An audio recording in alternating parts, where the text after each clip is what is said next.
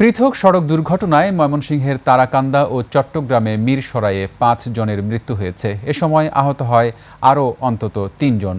Police জানায়, ময়মনসিংহ শেরপুর রুটের তারাকান্দার বাগুন্দিয়া এলাকায় যাত্রী বোঝাই বাস ও সিএনজি চালিত অটোরিকশার সংঘর্ষের ঘটনা ঘটে।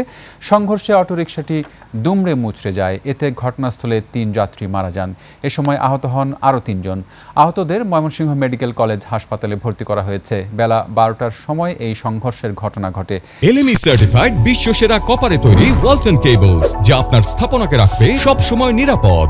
নিহতদের নাম পরিচয় জানা যায়নি। চট্টগ্রামে মিরসরাইয়ে দাঁড়িয়ে থাকা রড বোঝাই লরির পেছনে ড্রাম ট্রাকের ধাক্কায় ২ জন নিহত হয়েছে।